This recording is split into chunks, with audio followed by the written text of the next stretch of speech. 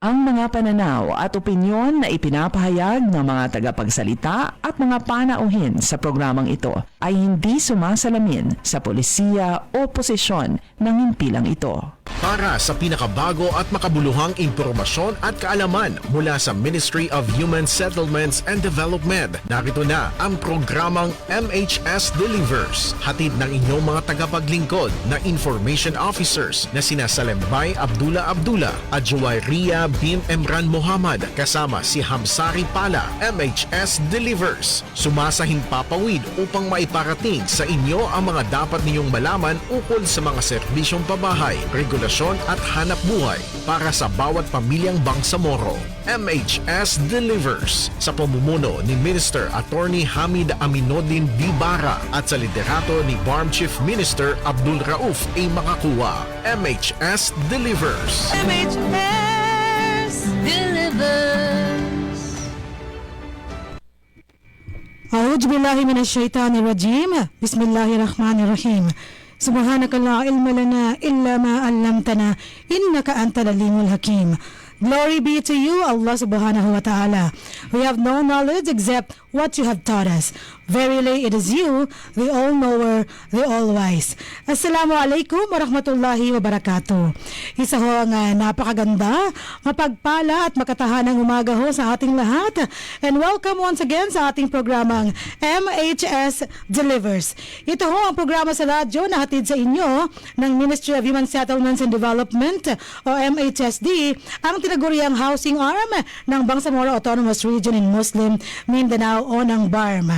Again, ang palagi ho natin sinasabi, ngayon po ay araw ng Huwebes. At tuwing ganitong araw, tayo ay nagkakasama-sama at nagkakausap sa himpapawid sa ating programang MHS Delivers. Ito ho ay isang oras na programa na hitik sa mga laman at mga segmentong maghatid sa inyo ng pinakabago at makabuluhang impormasyon mula sa MHSD. Mapayan man po ay patungkol sa ating mga programa, mga proyekto, mga aktibidades at mga estratehiyang isinasaalang-alang at atin pong isinasagawa for the betterment ng bawat pamilyang Bangsamoro na nangangailangan ng ating tulong.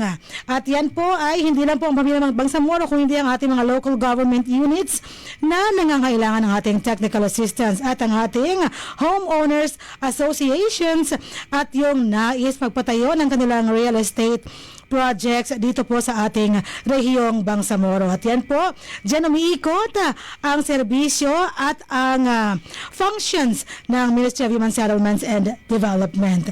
At ngayong araw na ito, tayo ay live pa rin pong natutunghayan at naririnig sa DXMS Radio Bida 882 kHz sa inyong mga pihitan. At syempre, live din tayo sa ating Facebook page, official Facebook page, at yan po ay ang Ministry of Human Settlements and Development BARM. Kayo po ay aming inaaniyahan na i-like o i-follow na ho ang ating page at syempre para ho yan hindi kayo mahuli sa mga impormasyong aming ibinibigay sa inyo. At ngayong araw na ito is ikawalo sa buwan ng Enero taong 2026 na. Ayan, ito ang ating second episode for the month of January this year, 2026. At ngayon ho ay ikalabing-siyam sa buwan ng Rajab, 1447 pa rin sa ating Hijri calendar. And this is our 254th episode ng ating programang MHS Delivers. Mashallah, alhamdulillah, pumapalakpak ng medyo mahinhin ang ating kabalay rito dahil babati na ho ang ating mga kapili, ang ating mga kabalay at kapwa homecaster sa inyong lahat, sa ating lahat ngayong umagang ito. Umpisahan natin from our right side, nariyan ang ating kabalay, si Kabalay na Ria. Kabalay na Ria, good morning, assalamualaikum. Waalaikumsalam warahmatullahi ta'ala wabarakatuh. Isang magandang mga tahanang umaga po sa ating lahat, sa mga kabalay na nakikinig sa radyo o nanonood ng live stream. Ako po ang inyong lingkod, Bangsamoro, Joy Ria bin Emran Muhammad. Yan, Masya Allah, ang pagbati mula sa ating kabalay na si Ria mula sa ating kanan. Kompletuhin natin ang bawat anggulo ng ating istasyon. Mula naman sa ating kaliwa, nariyan ang ating kabalay at kapwa homecaster rin, si Kabalay na Hamsi. Kabalay na Hamsi, good morning, assalamualaikum. Waalaikumsalam warahmatullahi ta'ala wabarakatuh, Ma'am Salet Kabalay na Riat. Makataan ng umaga po sa lahat ng ating mga kabalay na patuloy pa rin tumatangkilik sa ating programang MHS Delivers. And welcome po sa aming panibagong episodyo ng aming programa kung saan isang oras na naman po tayong magsasama-sama para sa mga makabuluhang talakayan at mga bagong kaganapan ng aming ministry. At ako po nilingkod Bang Samoram Saripala. Ayan, Masya Allah. Medyo kompleto na ho ang ating mga anggulo natin ngayon sa ating istasyon kung saan tayo naroon para sa ating, again, 254th episode ng ating programa. Ayan, at ngayong araw na ito, napakahalaga ho ng ating tatalakayin ng ating pag-uusapan sa ating MHS Discusses mamaya. At para ho, meron na kayong sneak peek pa ang tawag doon, no? Meron na kayong paunang impormasyon kung sino nga ba ang ating makakapiling sa ating MHS Discusses mamaya. Ipakikilala sa atin ang ating kabalay na Syria kung sino ba ang ating kapiling ngayon. Na pagkatapos ito ay babati na rin sa inyo paunang pagbati sa ating mga tagapakinig at taga-subaybay ng ating programa. Kabalay na Ria? Ang ating kabalay na makakasama ngayong araw na ito, nagbabalik mula sa isang bakasyon ba ang tawag? Mula sa isang Bakasyon ba yun? mula sa isang educational getaway sa malayo-layong bansa ng Australia. Narinig natin ang kanyang plano para magpunta noong huling episode na nag-guest siya dito last month para sa ating closing salvo ng mga episodes. Ngayon maririnig natin siya in person, live, para sa episode na ito talakayin ang kanilang paper na ni-present sa Australia, Optimizing Urban Land Use Allocation in Flood-Prone Areas. Kasama natin ang Director 2 for Technical and Regulatory Service ng MHSD, Director Suharto S. Wahab. Ayan, aka Sir Swart. Sir Suhart, welcome back. Sir Swart. Yes, welcome back, Sir Swart. Ayan, aha. Ang mic naka-off na naman. There you go. Sir Swart, pauna mo pagbati sa ating mga taga-subaybay. Waalaikumsalam. Assalamualaikum warahmatullahi ta'ala wabarakatuh. And makataan ng umaga sa ating mga viewers and mga listeners natin sa programang ito. Yes. And nice to be back here in this station. Mashallah, alhamdulillah. Para ho sa kaalaman natin, ang makatahanang umaga ay coined by Yes. Sir Swart. Diyan ho nang galing ang ating isa ho sa ating pagbati sa ating mga tagapakinig. Siya ho nakapag-isip niyan. Kaya ginagamit po natin dahil kapag naisip natin no, at nasabi natin makatahanan, parang full of love, di ba?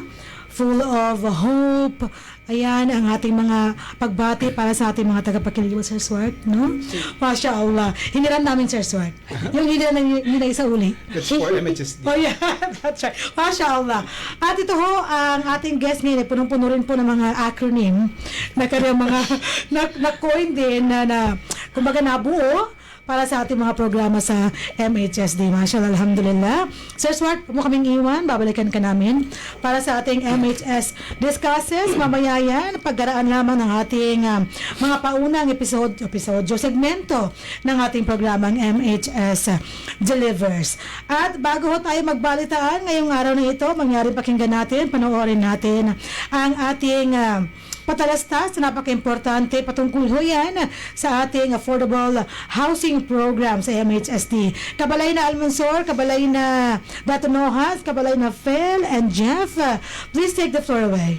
Nais nyo bang magsimula ng bagong buhay sa bagong tahanan? Lumipat sa bagong struktura at bagong komunidad? Empleyado ba kayo ng kumpanya, opisina o may matatag na hanap buhay? Narito na ang Ministry of Human Settlements and Development sa pangunguna ni Minister Attorney Hamid Aminuddin Dibara at sa suporta ni Chief Minister Abdul Rauf Sami Gambar ay makakuha ang proyektong Economic Housing Loan. Katulad ng mga struktura sa Phase 1 at 3 sa may Barangay Kapiton, Dato Odin Sinsuat, kasama ang Phase 2 sa Barangay Samba, Dato Odin Sinsuat, layunin ng ministry pagpatuloy ang mga proyekto sa Cotabato City, Special Geographic Areas, Maguindanao del Norte at Maguindanao del Sur, pati na rin sa island provinces ng Basilan, Sulu at Tawi-Tawi. Narito ang 9 na requirements na kailangan ipasa para mag-avail ng housing loan.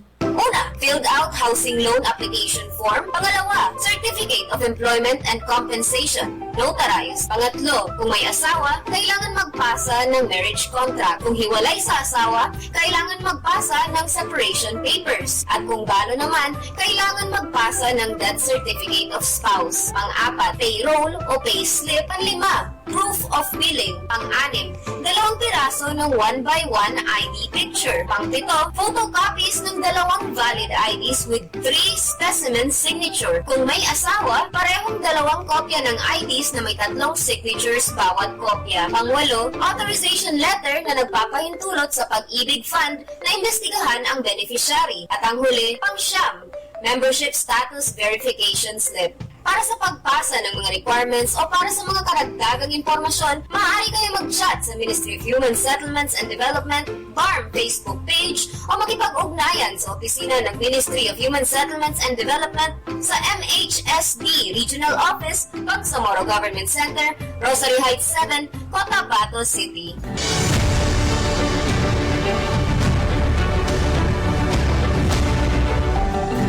MHS delivers.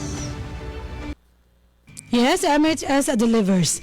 Yun ho ang ating paalala patungkol sa ating affordable housing program sa MHS. Din sa ngayon ho ang ating location ng ating housing units ay dyan po sa may barangay Samba, Datuudin, Sinsuat. Ayan, kung nais hong magtanong about other details nitong ating affordable housing program, you may get in touch with our Housing and Human Settlement Division or HHSD led by Chief Shalahuddin Kusayin. At yung syempre yung kaniyang mga kapiling, mga kasamahan sa kaniyang division sa MHSD, pwede niyo pong pagtanungan regarding details na nais niyo malaman mula ho sa kanila for our program on this kind. Ayan. And moving on with our program ngayong umagang ito, marami na rin tayong natatanggap ng mga comments sa ating Facebook Live. Kabalay na Ria and Kabalay na Hamsi nagpapadala ng kanilang mensahe for our episode today. Thank you so much. Maya-maya ho, babasahin namin, i-acknowledge namin yung mga nag-send ng kanilang comments sa ating Facebook Live. Thank you so much again. At bilang pagpapatuloy, tayo ho ay pakikinggan na ang ating mga balita ngayong araw na ito. Mayroon tayong isang balita, napaka-importante ho yan para ho sa pagpapaigting ng lahat ng ating implementations sa Ministry of Human Settlements and Development. Matutunghayan na po natin sa ating balitaan.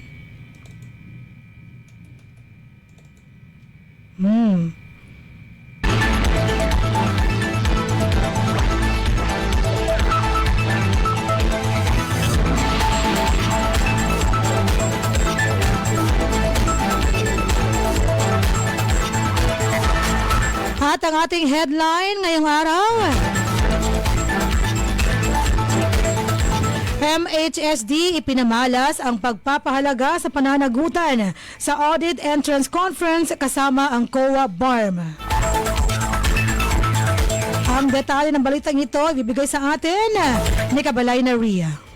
Formal na inilunsad ng Ministry of Human Settlements and Development, ang MHSD, ang housing arm ng BARM at ng Commission on Audit o COA BARM, ang audit engagement para sa fiscal year o FY 2025 na isinagawang entrance conference kahapon, ikapito ng Enero 2026 sa Jehan Hall ng Alnor Convention Center, Cotabato City. Dinaluhan ang aktibidad ng mga pangunahing opisyal mula sa dalawang ahensya upang pagtugmain ang mga layunin ng audit, tukuyin ang saklaw ng gawain, at higit pang pagtibayin ang kanilang pinagtutulungang adhikain para sa transparency at accountability bilang bahagi ng moral governance na isinusulong ng BARM.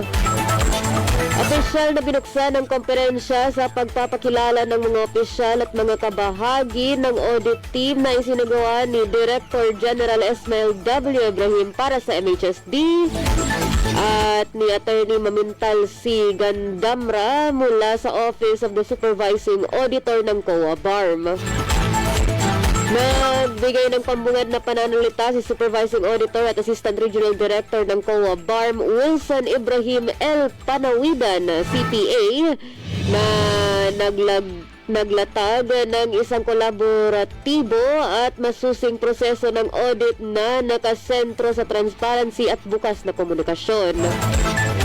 Sinundan ito ng mensahe ni MHSD Deputy Minister Aldin H. Asiri na binigyang diin ang ganap na kahandaan at buong suporta ng ministry sa lahat ng aktibidad na may kaugnayan sa audit.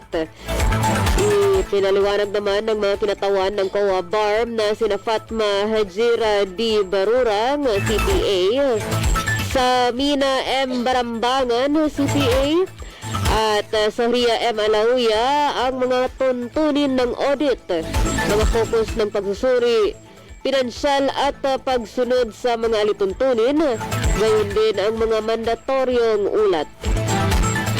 Nagbigay sila ng malinaw na gabay hinggil sa saklaw, metodolohiya, inaasahan sa audit, pati na rin ang mga kinakailangang ulat at schedule ng pagsusumite, kabilang ang mga tungkulin at pananagutan ng bawat ahensya. Ipinresenta naman ni Internal Planning Section Head John Anthony M. Ocumen ang mga programa, proyekto, aktibidad at mga bagong ipinatutupad ng polisiya ng MHSD upang mabigyan ng audit team ng masusing pangkalahatang ideya ng operasyon at mga estratehikong prioridad ng ministry. Sinundan ito ng isang bukas na talakayan kung saan nagkaroon ng pagkakataon ng mga kalahok na magtanong, maglinaw ng mga issue at talakayin ang mahahalagang usapin kaugnay ng audit engagement.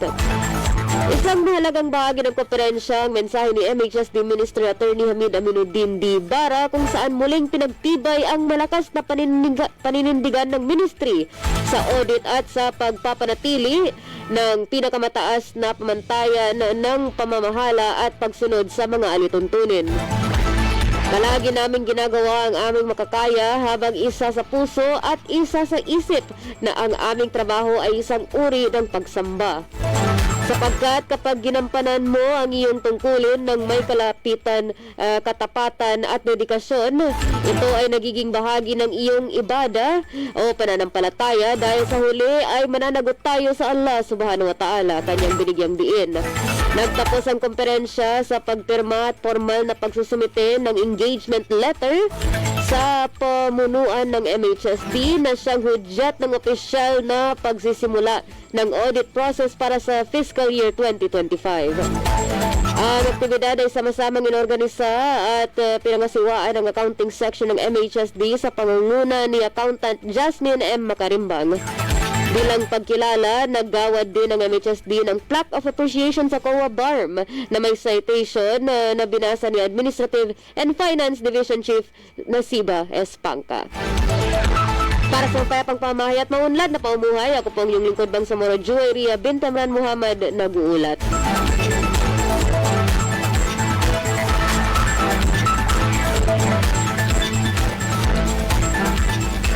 Maraming salamat, Kabalay Naria, sa detalye ng ating balita ngayong araw.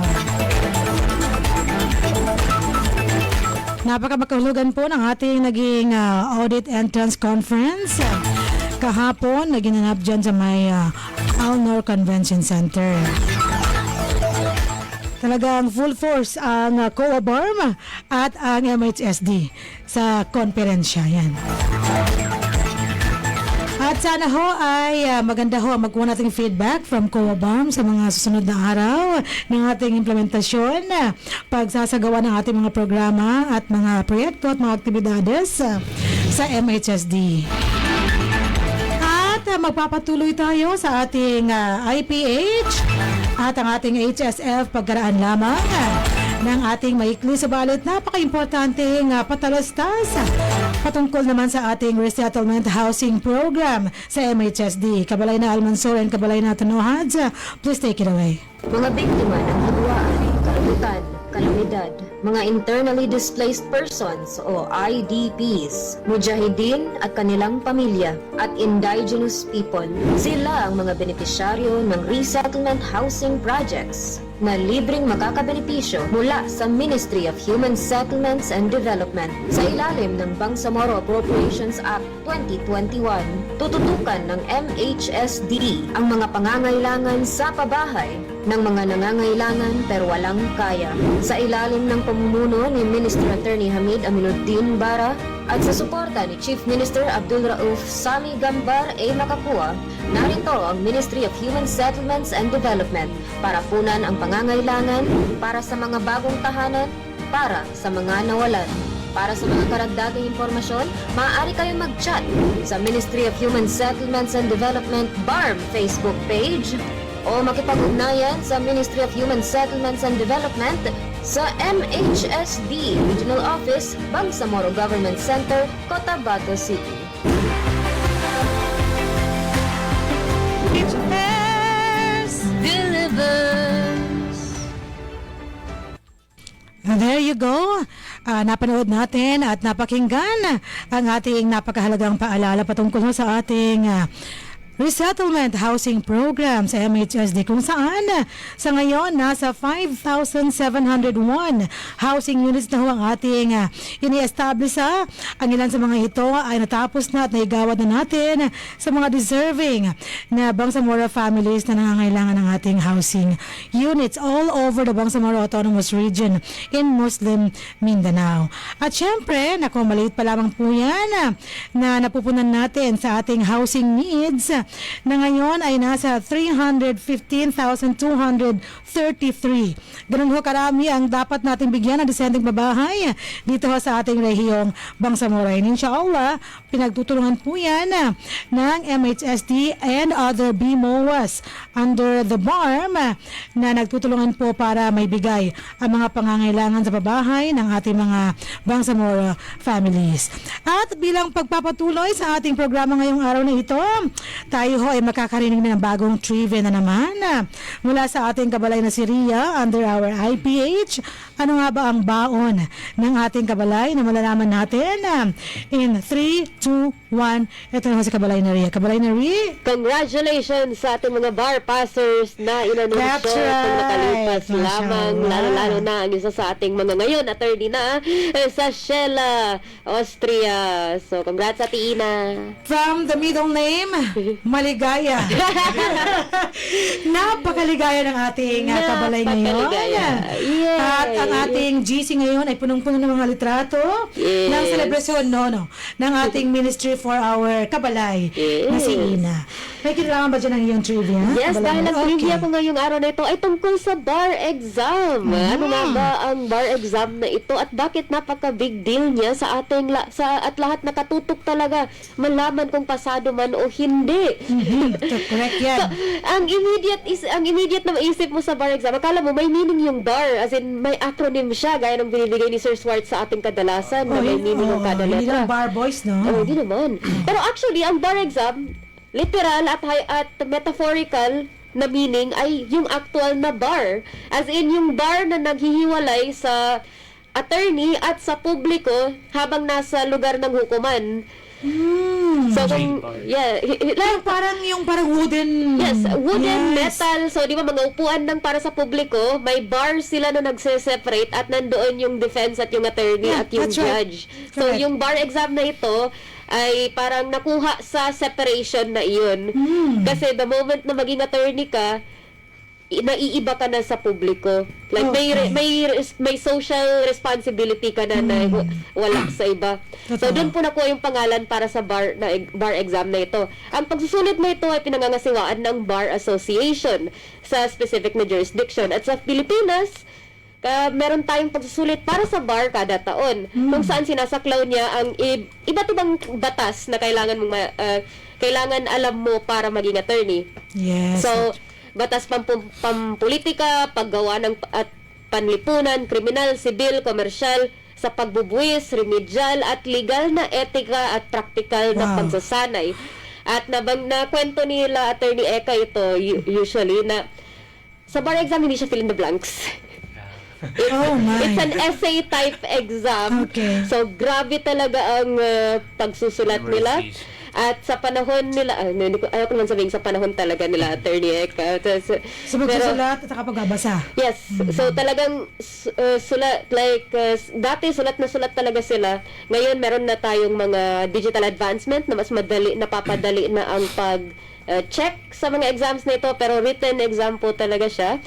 And kailangan mo talagang pumunta sa lugar ng pag-examan at kunin yung exam. And every year, after a few months ng pagkuha ninyo ng exam, ina-announce nila ang top notchers, top 10 to 20, at yung buong listahan ng pumasa. And Na inaabangan kahapon sa live. at naabangan talaga natin at nakita natin ang pangalan ng ating mahal sa buhay at isa sa kanila si Ate Ina. So congrats! 75% ang passing rate nun, ah. Hindi madaling kunin ang 75, ha? Yun, kahit nasa normal Sa na dami ng exam, laman, nahihirapan ako oo. sa 75%. Hindi ko alam kung makakapasa tayo pag ngayon ang kinuha natin, no? Yes, and with that, shoutout po sa ating mga pumasa sa ating bar exam. At then, sa mga hindi po, meron pa pong next time, you have 5 attempts. Meron po, 5 yes, attempts. so merong actual na rulings ang pag-take ng bar exam. Kapag if you fail 3 times, kailangan mong magkuha ulit ng units Refresh. and mag-refresher courses. Okay. 4 times you fail, another refresher course. 5 times you are now not allowed to take anymore the bar exam. Hanggang 5 lang. Hanggang 5 lang. Oh my. Yes. So, pero Parang medyo nakaka-challenging yun, no? maybe it's a sign na ibang direction ang kailangan mong kunin sa buhay. Pero, Okay. inshallah, you have at least 4 more times kung first time mo ma-fail ngayon. So, good luck. Pero kunyari, nakalimang beses ka na, hindi ka pa rin pumasa, hindi yon magiging parang dahilan na tumigil ka. At least yung knowledge nasa iyo na, At diba? that's true. Like, hindi mo Correct. mawala sa iyo ang knowledge na nakuha mo. So, yes. Hindi mo nanakaw. Yung pinag-aaral mo ng 4 na taon, no? Yes. Sa Bachelor of Law. Ayan, JD ka pa rin. And of course, pwede mo pa rin gamitin yung mga nalalaman mo about the law or ang batas kung saan mo man siya pwedeng gamitin na makabubuti. Yes, sa ating kababayan. Kabayan, At may nag-raise na the 5-strike rule was implemented from 2005 hanggang 2014. The rule limits to 5 the numbers of times the candidate may take the bar exams. The rule disqualifies a candidate after failing in 3 examinations. However, he is permitted to take 4th and 5th examinations if he successfully completes a 1-year refresher course for each examination. The one you said. On September 3, 2013, the Supreme Court issued a resolution lifting the 5-strike rule on bar repeaters. Mashallah. Okay, so you have unlimited chances now. Yes. Lifted. Lifted, Congratulations. mashallah. Thank you so much sa pag-correct sa Kinabahan ako, akin. naglopa sana ako. Kahapon may nabasa actually ako Oh. pang 11 na niya nag-take na. Okay. Okay. That makes so much sense now. Thank you so much sa pag-correct sa akin. Mabuti ang hindi pag-uusap, mas mabuti nag-uusap, no? Nagkakausap at nagkakaintindihan at nagbabasa at ipinaparating ang mga nababasa natin sa ating mga tagapakinig at taga-subaybay ng ating programang MHS Delivers. Unlimited na ho ang tsansa Oh my na God. mag-exam ka at in one of those takes, nako, baka ho dumating ng iyong kadar. Inshallah. Diba? Inshallah. Parang ano lang yan, no? Civil service. Na walang limit sa pag-take ng examination. Pera lang ang limit. Kayang-kaya yan ni ano. Kayang-kaya ng mga kabalay natin. Yan po ay pinag-iipunan at pinagkutunan ng pansin ng efforts para ho makapasa tayo. And of course, sabi nga nila, dua. Kailangan yan kabalay na Ria. Maliban sa ating pag-study, pagbabasa, ako parang hindi ako papasa dyan eh. Yung pagbabasa na yan, ang binabasa ko lang po sensational news, Ang ganda pa kung entertainment ganito. news. Attorney sa Lembay, Abdullah. Go na, Ma'am Sari, sa Parang mas sign. gusto ko yung Ano gusto mo? baka sabihin na naman ako ni ano na Sheikh Bagumban. Okay. Sige. With that- So, okay. With that, thank you so much, Kabalay na Ria, sa ating napaka-importanting trivia. Ngayong araw na ito, importante and very timely.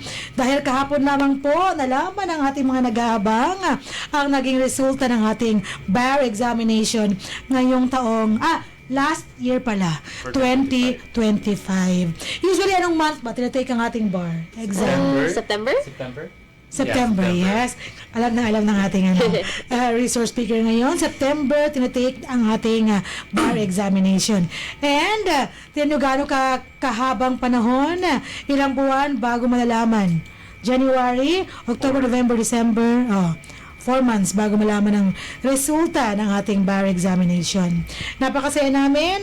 Doon po sa hindi pinalad na hindi na pumasa sa taong 2025. Marami pa hong taon, inshallah. Huwag mawala ng loob.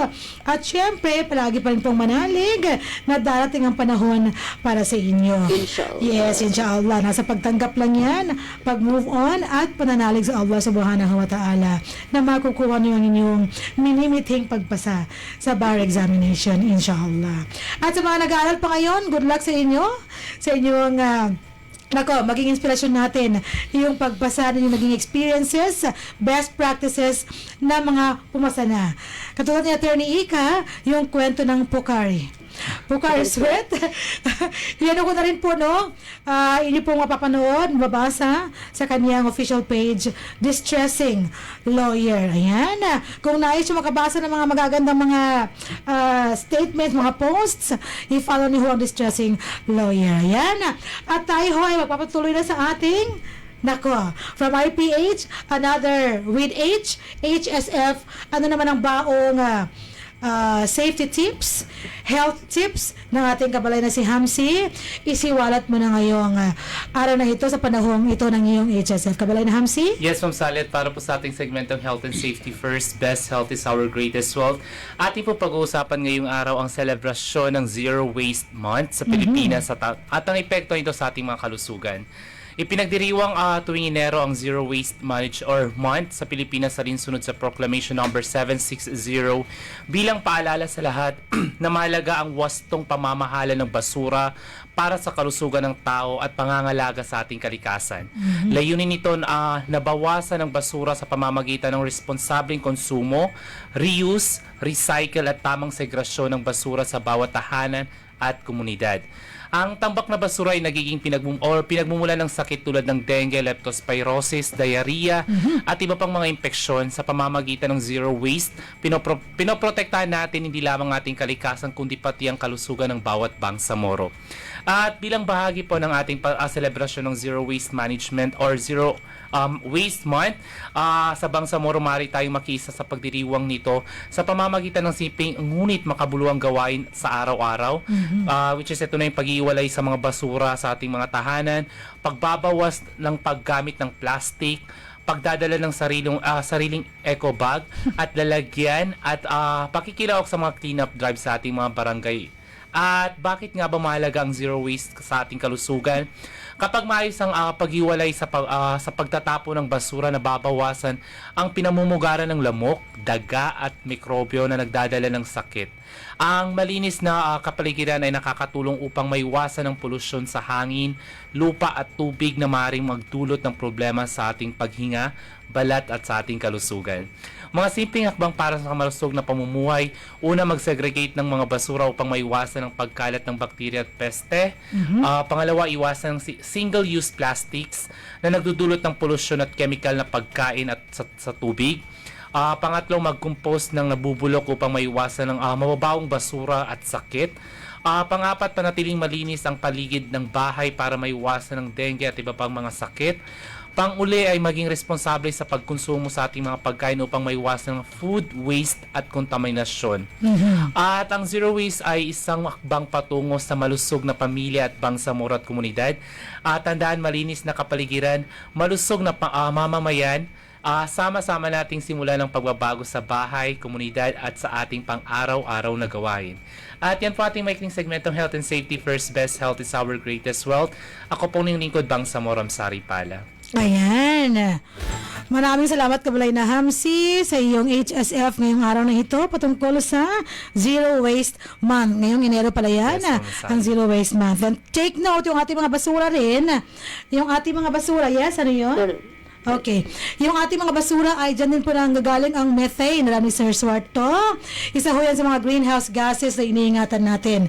Dahil napaka-potent po niyan ng methane na yan. Based sa aking harapan, no? Sa aking binabasa, tinatawag din pong marsh gas o methyl hydride ang methane na yan. Ako, aralin natin patungkol ho sa ating climate change na pinag-uusapan. At dahil 11:50 na ho, tayo ho ay tutuloy na sa ating MHS discusses ngayong araw na ito patungkol sa ating topiko na optimizing urban land use allocation in flood-prone areas. Sa title pa lang, napaka-convincing na po at napaka-interesting ng ating pag-uusapan ngayong araw na ito.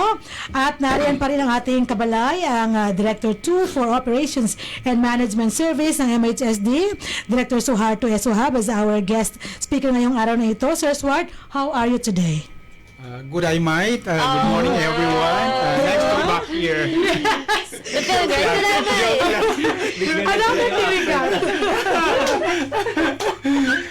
Okay. At least may natutunan din. May takeaway. Di ba? Sir Swart, okay, nako.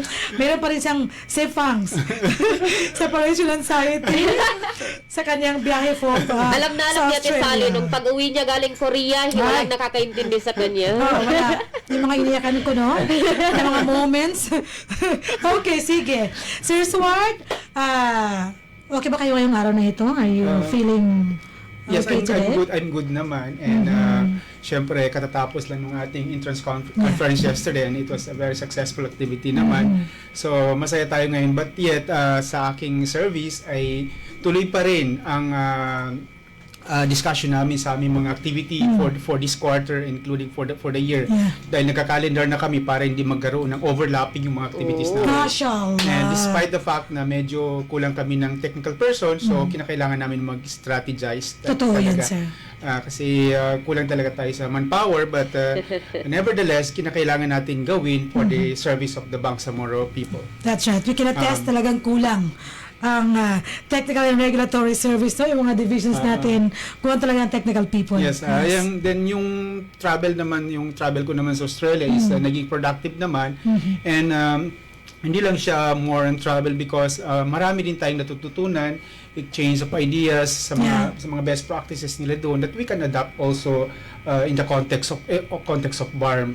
So marami tayong matutunan, especially on the maganda yung kanilang transport system, given the fact na even Cotabato City sobrang congested yung traffic dito sa atin. So perhaps hindi yung pangpalaki ng kalsada yung solution o pagbili ng mga sasakyan, kung hindi dapat mass transportation. Naging study tour na rin yung visit namin doon, hindi lang talaga for the presentation but for the study tour. And we also pumunta rin kami sa mga countrysides, and can you imagine sa mga countrysides na 2 lane lang yung kanilang mga roads. Parang sa atin lang. Compared sa atin na papunta ka ng Davao na minsan 6 lanes, minsan 4 lanes pa. So, ganun ka-efficient 2 lanes lang. So, it means that hindi kailangan ng malaking kalsada. Kinakailangan talaga natin ngayon yung mass transportation. So, yun yung mga learning na na-exchange natin. Sir, no? Yes. Yun yung mga learning na tutunan natin doon sa kanila. And very efficient yung transport system nila. At the same time naman, medyo costly din yung cost of living doon sa kanila. But the cost of transportation is very cheap. For instance, if you are in Brisbane and you're going to visit Gold Coast, it will only cost you for one ride sa train ng $50 lang for Australian. $50. So it is only 20 pesos na yun. More than 1 hour na travel. My. Australian dollars nag-range siya from 39 to 41, mga ganyan lang. So definitely 20 pesos lang. So back and forth mo 40 pesos lang. And doon naman sa Melbourne naman, within that CBD ay libre yung transportation, libre yung tram. Oh my. Libre yung tram. Tinamangan na. Yes, libre yung tram. So marami yung tao? Yes, then from Saturday, Sunday, meron silang program na free na rin ang lahat ng modes of transportation, including bus, trains, and trams.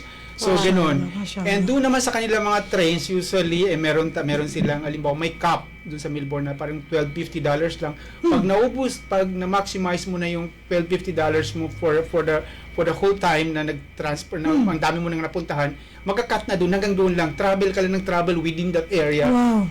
At Grabe, sir, magpa-stop ka sir. lang ng card. So, gusto ko lang emphasize yung importance ng transportation-oriented development sa isang lugar. Mhm. Tama yan, sir. Ako, I really agree with you, Sir Swart, no? May mga bus stop din ba, sir? Meron Yung naman. parang meron organized naman. na. Oo. Sa kabila, ito ang stop niya. Sa kabila, ito ang babaan ng mga hindi sa kung saan-saan ang kinukuha. Yes. Pasahero. Yes. Parang yun yung Hindi sila pagkaibahan. mag-stop kung Unless- saan-saan. Unless. But, alimbawa, kung if you want to stop to the other station, alimbawa sa bus, kinakailangan magpindot-pindot ka rin ng stop. So, That's hindi ka right. na ibababa. Pero it means signaling them na bababa ka sa next station. Yes, that's right. Something. Correct. Sa mga bus yun. Sir, nostalgic ito mga ganito mga na compare natin sa atin dito po sa Pilipinas na isang developing country. Yes. Sir, no, isa yung mga inspirasyon para sa atin na pwedeng ma-reach natin. We inshallah. might need a wider conversation on that though. Kasi as much as I am for public transportation, like maisip mo rin yung whiplash nun sa ating infrastructure na nabuo sa ating mga kabalay na nagadrive ng mga PUVs, ng mga tricycle, Oo, ng mga sikat. Like, grabe ang Mhm. impact nun sa kanila Yes. specifically. So, grabe na. So, yung people, Ma-displace. Ito natin mga... kailangan ding, ano naman ang steps para sa kanila kapag mag-introduce tayo ng public transport. So, Totoo yan. You're thinking long-term, kabalay na riyan, no? Sa mga developments, Sir Swart naman, no, kailangan din ng mga sacrifices. Yes, Pero, it doesn't end there. Dapat Yes. meron ka ring Yes. programa for this people na mga apektuhan. Davao City is now starting with their mass transit with the bus. Mashallah. So, nag-start na sila ngayon ng Davao City. Oh, sir. So, Yung ilang palapag na bus, di ba, sir? siguro hindi muna natin kaya palapag na bus. first floor muna. Pinag-uusapan natin transportation. Ako naman. Inshallah, Ah. maabutan natin ang development na yan. Sabi ni Sir Swart kanina, educational tour, yung kanyang napuntahan sa Australia. He learned a lot from Australia, pero they also learn a lot from you through your presentation ng iyong study, which is itong optimizing urban land use allocation in flood-prone areas. Sir, ano ho ba ang importansya at ano ang naipalabas ng study na ito na iyong ginawa, sir?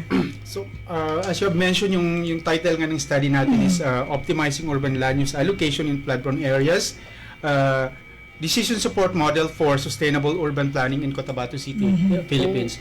So, na-conceptualize itong paper na to because alam natin na flooding is a frequent in Cotabato, especially in Cotabato City, even in Barmla, especially in Maguindanao. Yeah.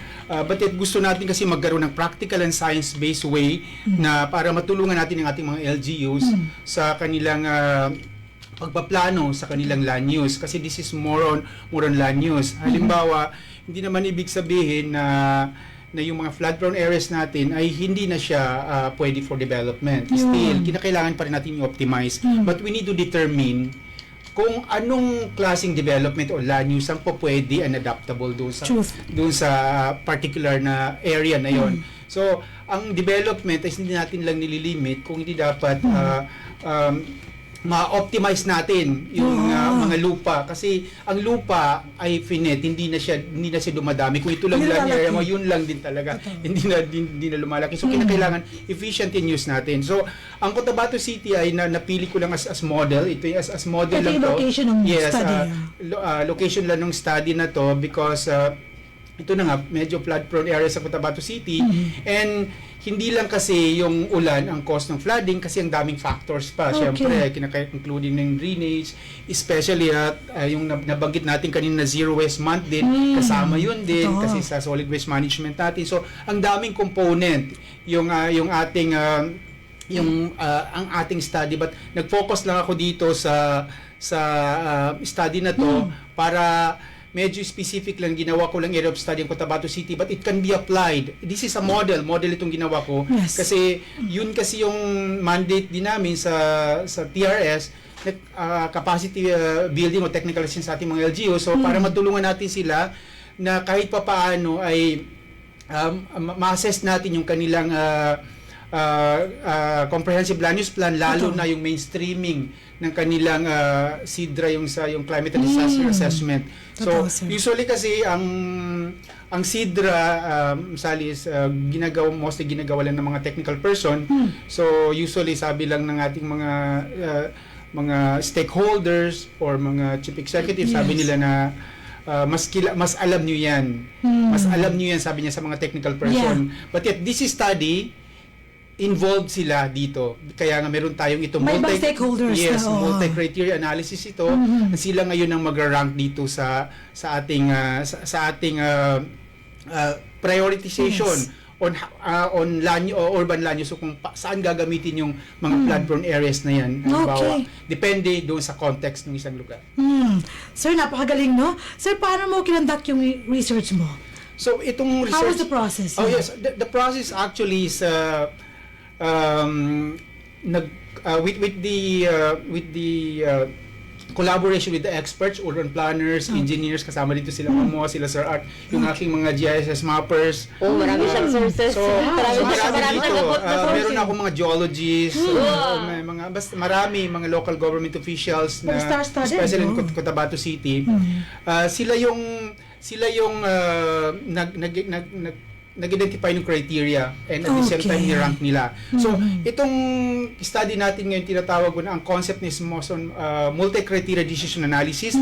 Parang halimbawa, bibili ka ng cellphone. Yeah. Kung bibili ka ng cellphone, dapat may mga criteria ka. Sabi mo, criteria ko ganito. Ako camera. Gusto ko camera. maganda. So, maraming criteria. Then, marami ka ring choices. Mga Samsung, iPhone, mga ganon. So, ganun itong multi-criteria decision analysis.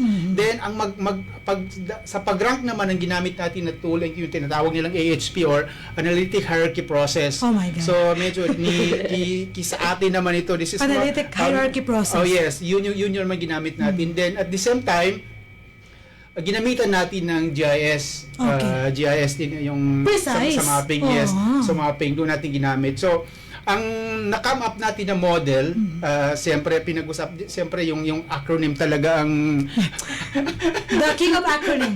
Yes, Sir Sword. ang model na nagawa natin naman is we call it LIFTER. Lifter. So LIFTER model. That stands for? Yes, LIFTER. So yung LIFTER na yun is yung sa land use compatibility yung L. Okay. Then yung I naman is infrastructure vulnerability yung then yung F yung flood hazard. Okay. Then yung T is topography. And yung E and R is the environmental resilience. So yun yung mga consideration, yun yung mga criteria na tinitingnan natin. Then yung mga respondent natin ay ni-rank nila yon. So ni-rank nila yon. So ang number one doon is yung flood hazard pa rin. Kinukonsider yung flood hazard pa rin talaga kinukonsider nila. But yet after that naman nung consideration nila na yon, nilagay natin sa mapa. So yung mapa nung existing land use ng Cotabato City ay overlay natin doon. Okay. Then until naka-come up tayo ng suitability map. So doon sa suitability map, makita mo kung saan ang suitable. Yes, kung saan ang suitable for development and what type of development. So based yun sa mga experts. Yun. So vinalidate naman natin yun through the historical data ng Cotabato City, mga historical events na mga nangyari. So vinalidate namin. So pag validate naman, ay tumugma naman doon sa Cotabato City. That's why yung study natin ay naging reliable naman because ganyan kasi sa research, more kinakailangan may mga testing. That's right. So dahil nga opinion yun ng mga expert, so siyempre expert yun, yung mga geologists, yung binanggit ko kanina ng mga respondent. Yes, technical people. Ang consideration naman natin yun is, what if naman gagamitin ng isang stakeholders? So LGU. So gumawa naman tayo ng scenario analysis. Okay. So ang scenario analysis naman natin ngayon is, yung unang scenario 1 is, pinapareho namin yung percentage. Halimbawa 20% lahat nung criteria, nung criteria na banggit ko na lifter. So 20%. So yun naman ay maganda naman ang nalabasan noon dahil nga maraming development na mangyari kasi equal nga siya. Yes, mas maximize, no? Yes, Yun. ma-maximize siya. But yet, nakaka-encroach siya doon sa mga hindi siya ideal for development. May mga Kumbaga, apektuhan. mga danger zones, so mga ganon. So, Okay. parang ganun yung labas. So, very open siya because open naman, parang pare-pareho, parang ang treatment mo sa land is pare-pareho. Kasi Okay. parang ganun. But yet, merong na-encroach din na mga hindi siya pwedeng i-build, something ganon, yung mga Totoo. protected na areas, mga something ganon. And doon naman, meron pa tayong scenario number 2 naman, ay kinusida naman natin doon yung infrastructure vulnerability, mostly, and yung land use compatibility. Ganun din, maganda rin yung magiging result naman. What if LNI.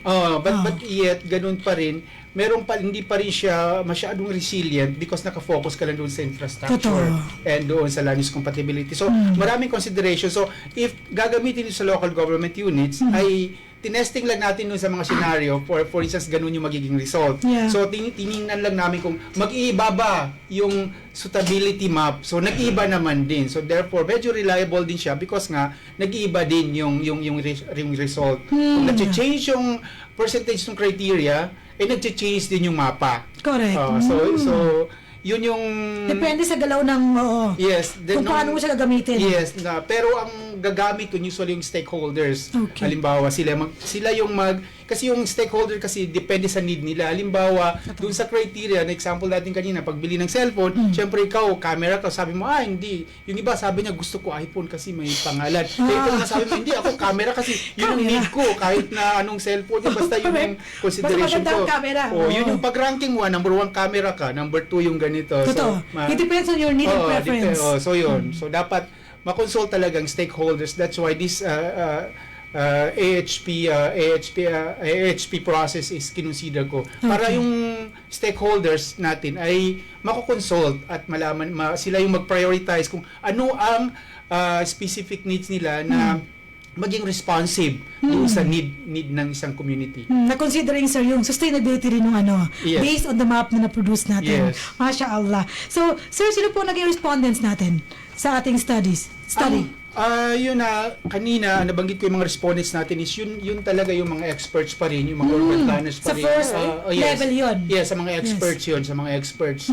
So, doon sa scenario, it's a scenario, so it's really the researchers yung naglagay ng mga scenario. Okay. Researchers, and kasama na rin, kinonsult ko na rin yung mga part of the stakeholders, Okay. na mga experts na rin doon sa paggawa namin ng scenario.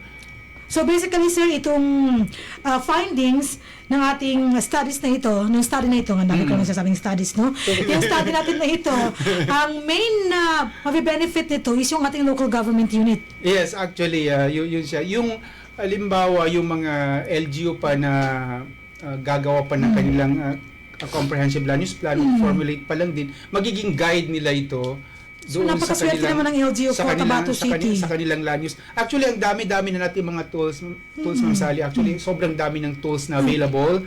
But yet, ito is naging unique lang siya because, kasama sa mag-rank yung ating halimbawa local chief executive, halimbawa yung ating mga multi-stakeholder, mga other stakeholders sa community. So kasama sila sa pagpaplano. Hindi lang yung mostly technical person lang because minsan sa tingin nga natin, 'di ba, usually pag mayroong technical work, sabi natin, ay, alam mo na 'yan, kayo ang expert diyan. No, pero totoo, that sir. is the technical work. But Pero may share ka pero rin doon. doon sa decision making kasi gagawin lang ng technical person is more ng technical works lang, but as to decision making, nakabatay yun doon sa ating mga una-una sa need ng stakeholders natin o community. Pangalawa, of course, doon sa ating mga babatas, doon sa ating legislative, Totoo. doon sa ating executive. So, yun, kinakailangan mako-consider yung ano yung kanila mga priorities doon sa pag-utilize o pag-optimize ng urban land use in a particular area. Yes, that's right. Tama po talaga yan, Sir Swart, no?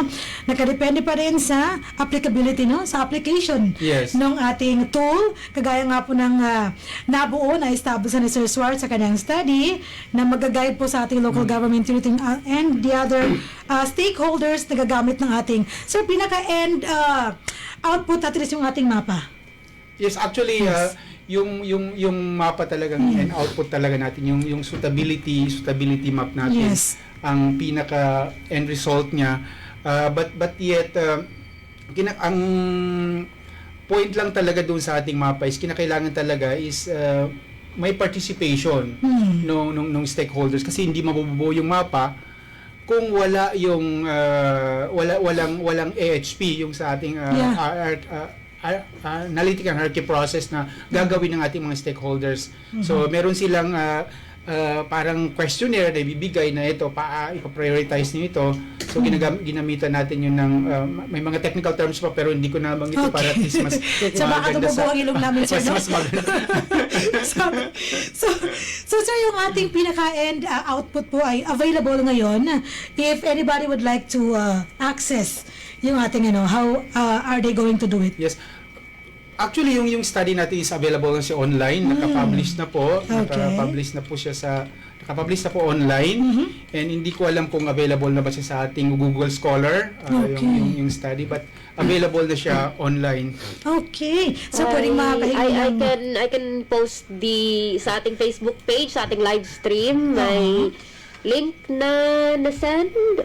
Okay, meron dyan. The posting, may hinang internet natin. Pero, yeah, there you go. So, naka-comment po sa ating Facebook Live. Ayan, ang link Masha Allah, pa on the sa spot. ating, anong tawag dito? Is it a paper? Anong tamang term? Study, paper, It can be paper, it's paper, research. paper, journal. whether Yes. nasa internet man siya o hindi, paper pa rin ang tawag. Correct na, readily mababasa natin and magsisilbing giya or guide sa atin when it comes to optimizing when it comes to our land use, paano gagamitin ang ating mga kalupaan. Ito po ay for Cotabato City setting.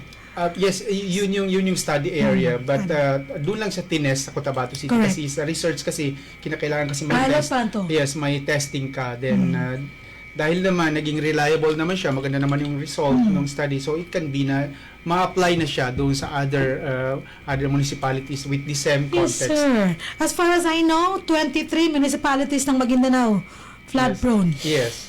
Paulit-ulit po yung recurring ang pagbaha sa mga munisipalidad na ito at napakagaling po ng study na ito na may elevate din mo sa mga municipalities or bayan ng Maguindanao pa lang. Ngayon, nahati ng Maguindanao. Dati, sir, 36 municipalities ng isang Maguindanao lang. Ngayon, Del Norte at Del Sur na ang Maguindanao. Naku, sir, mayroon ka pang 36 municipalities na pag-aaralan. I-replicate yung ating study ni Sir Swart on optimizing urban land use allocation in flood-prone areas. Sir, talking about the MHSD or yung regular constituents ng BARM, how would it benefit them in the coming days? Itong ating na-establish na mapa.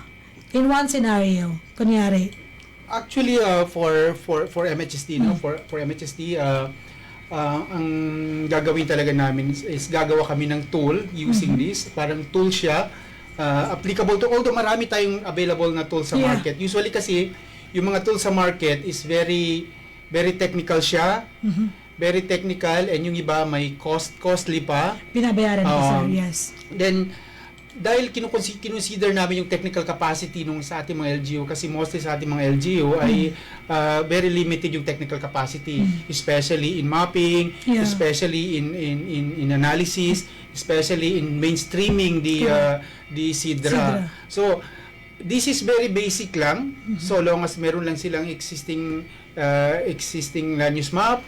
Data. And then other data, kasi usually kulang ng data mga LGUs. Ito kasi, ang gagamitin nila ng data, yung mga data lang from the mandated agencies, sa NAMRIA, such as yung sa mga PBOX na lang, sa Pag-asa. So yung mga available data, ang gagamitin nila sa study na to, hindi na nila kailangan pang mayroon silang data. Mag-survey pa, mag-ganyan. Usually, so yung mga available data nang gagamitin nila, very basic lang na data. From there kasi, doon sila magkakaroon ng decision making. Halimbawa, nagkaroon ng halimbawa ng disaster, sabi nila na nakalagay na dyan yung mga mapa. O what if ganitong gawin natin? Yung mga what if kung saan. Yun yung mga scenario. Correct.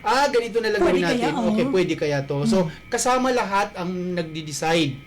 Nandun sila, ipapakita ganito. Yan ang magiging result pagka ito ang gawin natin. What if ito ang i-prioritize natin? Hindi pwede kasi ganito. So, napag-uusapan. Until such time na magkaroon ka ng hybrid.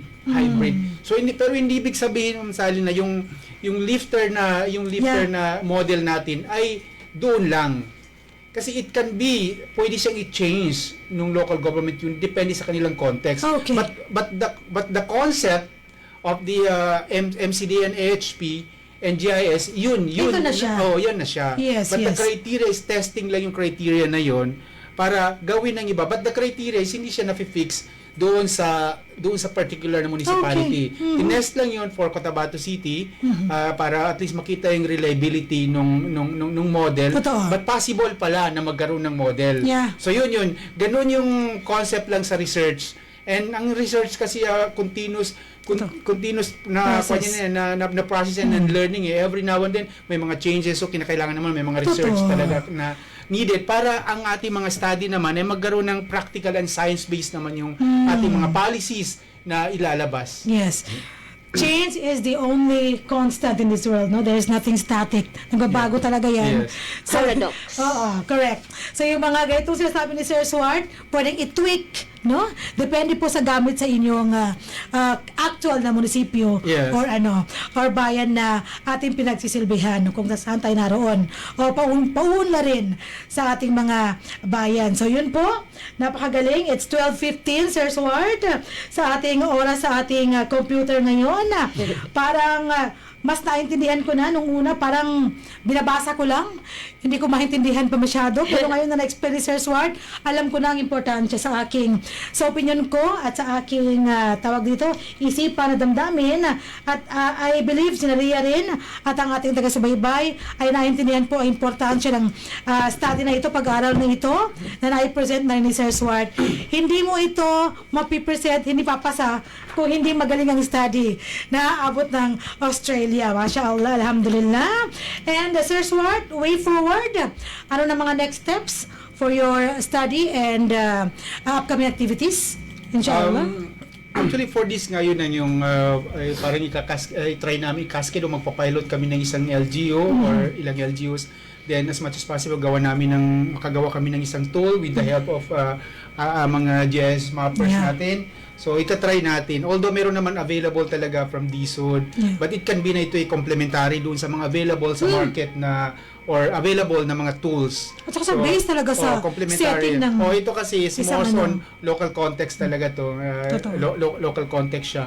And for sa ating mga LGUs and mga planners, parang continue lang natin yung pag-work together with the MHSD para at least yung ating mga plano ay maging responsive din talaga doon sa need ng ating mga kababayan.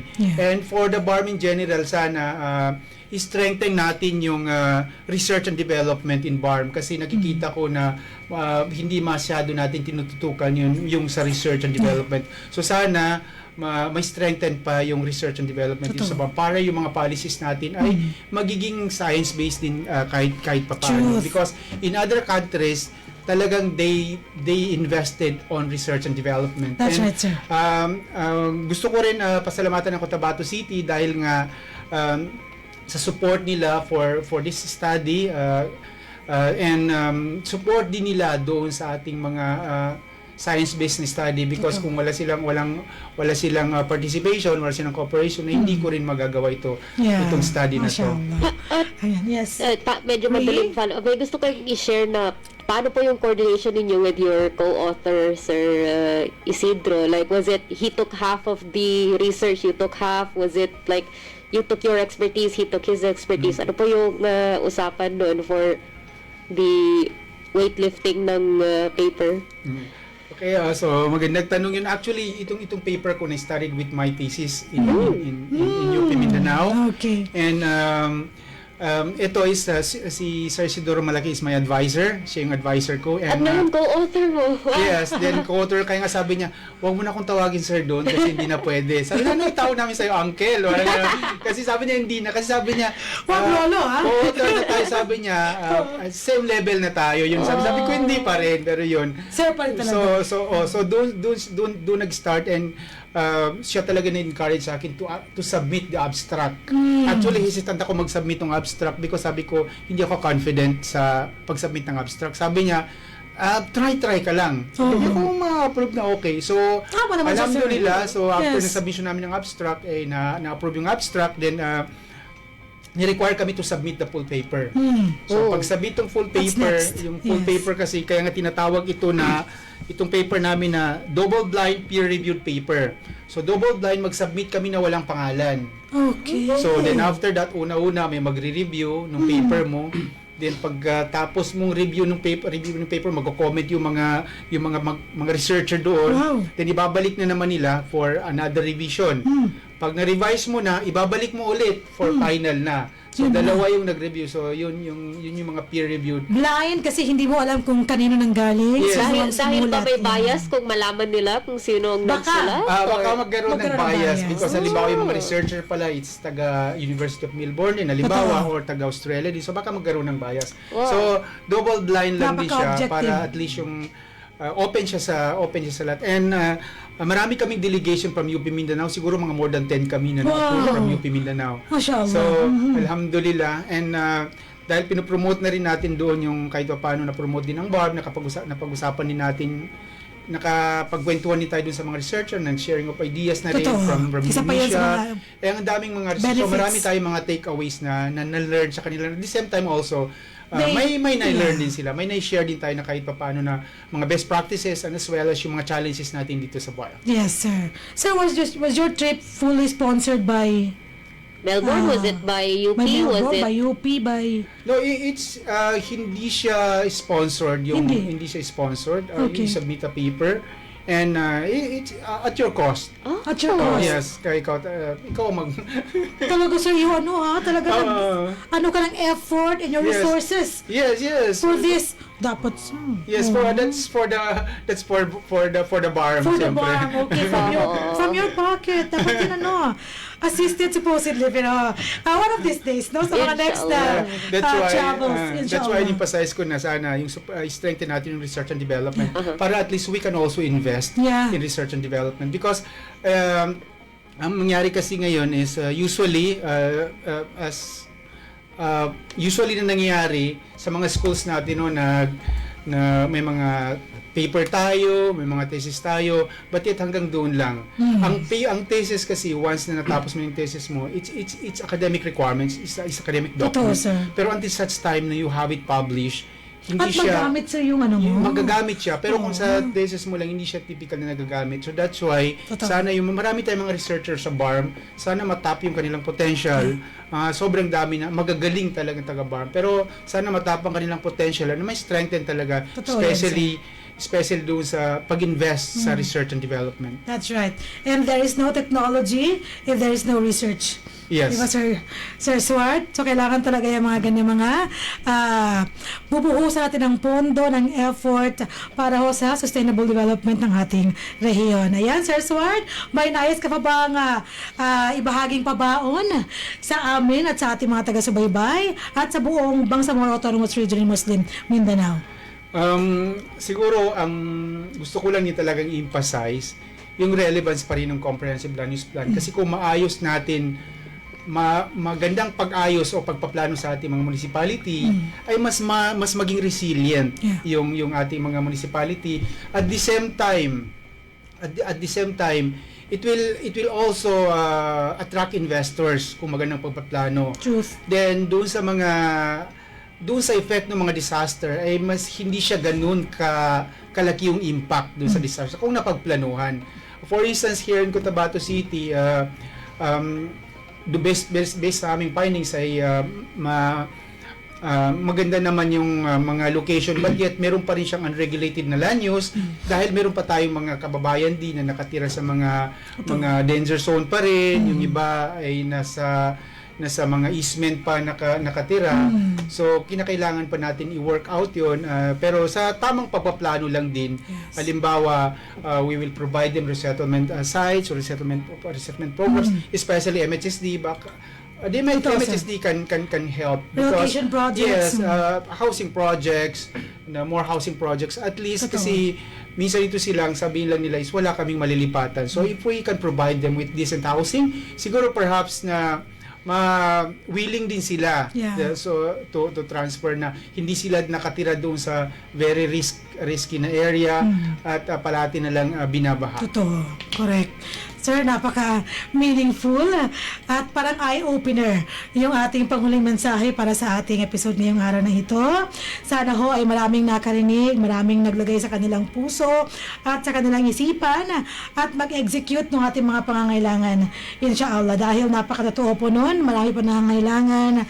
At yung sinasabi ni Sir Swart kanina, kahapon ay present na 71% ng ating mga local government units ay wala pa hong comprehensive land use plan. And that's one of the challenges na kinakaharap ng Technical and Regulatory Service, particularly ang ating Environment, Land Use, and Urban Development Division. Thank you so much, Sir Swart, ang ating Director 2 for Technical and Regulatory Service ng MHSD, Director Suharto S. Wahab. Ang dami pa extension yan. ENP, REB, mga ganyan. Hindi ko na ako na-memorize. At lahat ng yun na pinagtunan ng pansin, ng effort, ng resources ng ating Director. Thank you so much. Mabuhay kayo, Sir Swart. Sana ay makapiling pa namin kayo sa mga next na episodes natin. Inshallah. And yes, inshallah.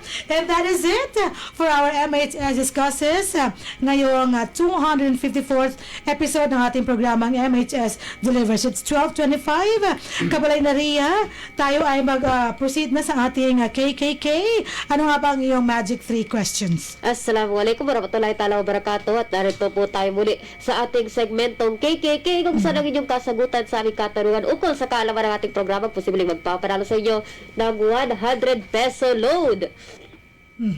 Ipadala lamang ang tamang sagot sa numerong 0955-799-4778. Muli,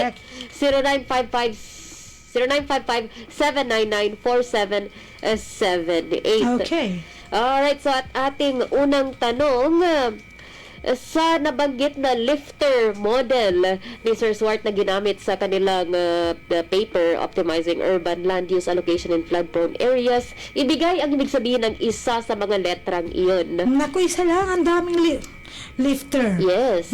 So, ulit, LIFTER. Ibigay lamang ang kahulugan ng isa sa mga letrang iyon.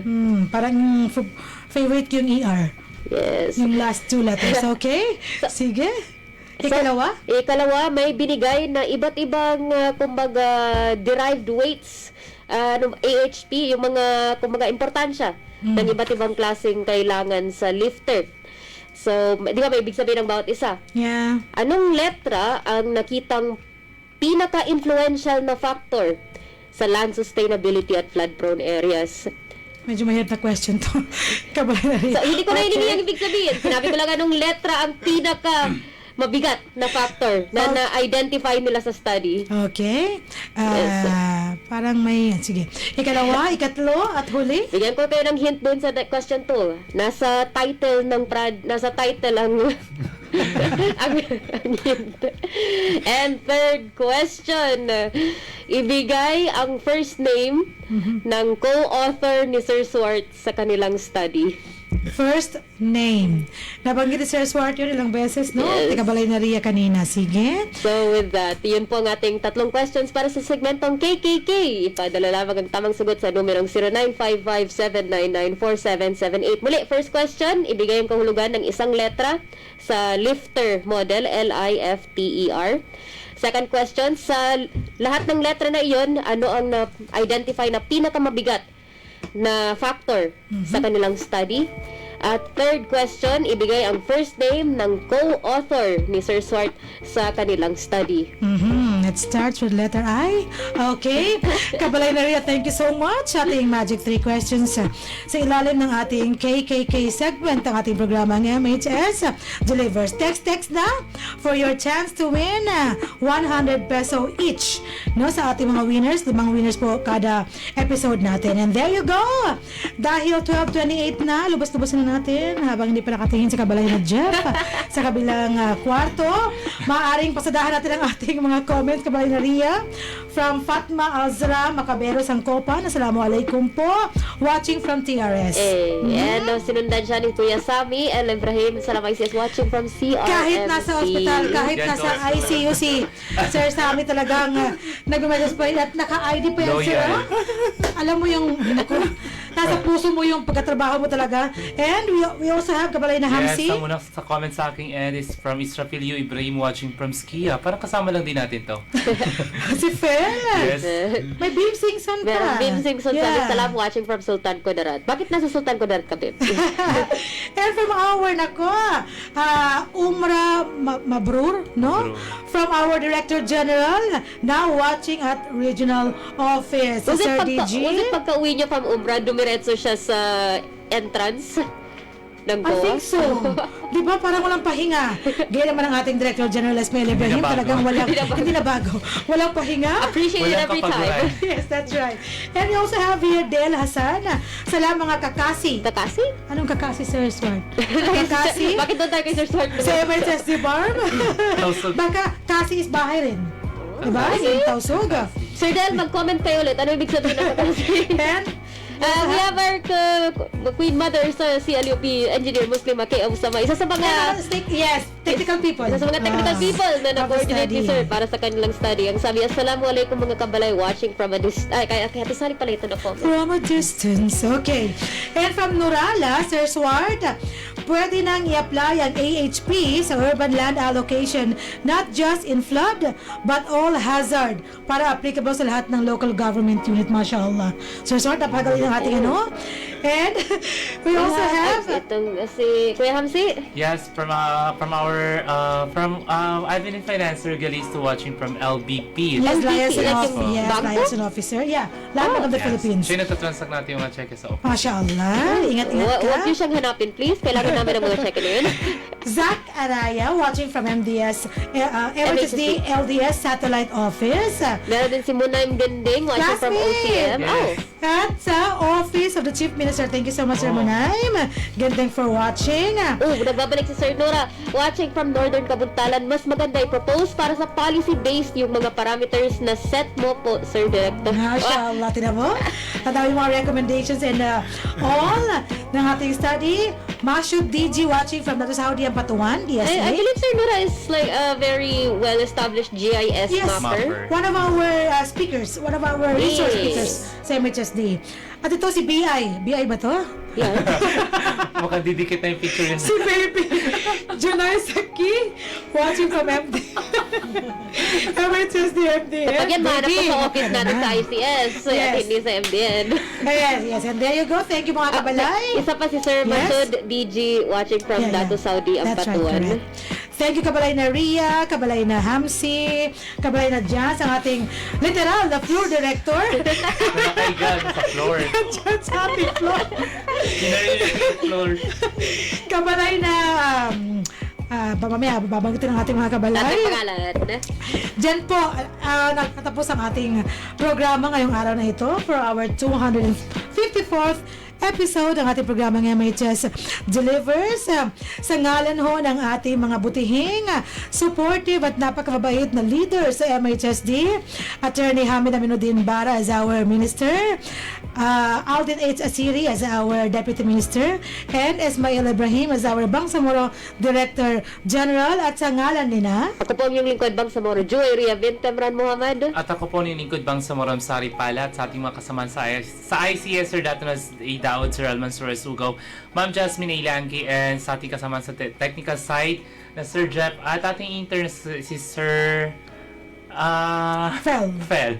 Maraming salamat po sa pagsama sa amin sa episode na ito. Ayan, thank you so much Kabalay na Hamsen, Kabalay na Ria. At syempre, ito pa rin po ang inyong lingkod sa Lembay Abdullah na palagi pa rin po nagpapaalala sa atin na gawin ang ating bawat gawain ng may pagmamahal at kasiyahan.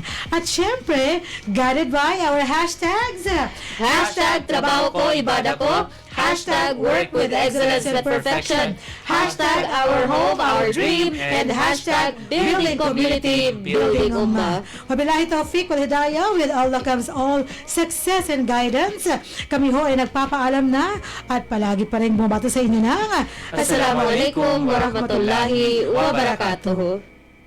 Sumainyo ang programang MHS Delivers mula sa inyong mga kabalay na tagapagbigay impormasyon ukol sa mga tulong at serbisyong teknikal, pabahay at hanap buhay para sa bawat pamilyang Bangsamoro. MHS Delivers sa pamumuno ni Minister Attorney Hamid Aminuddin Bibara at sa liderato ni BARM Chief Minister Abdul Rauf A. Makakuwa. MHS Delivers. Ang mga pananaw at opinyon na ipinapahayag ng mga tagapagsalita at mga panauhin sa programang ito ay hindi sumasalamin sa polisiya o posisyon ng himpilang ito. Radyo Pita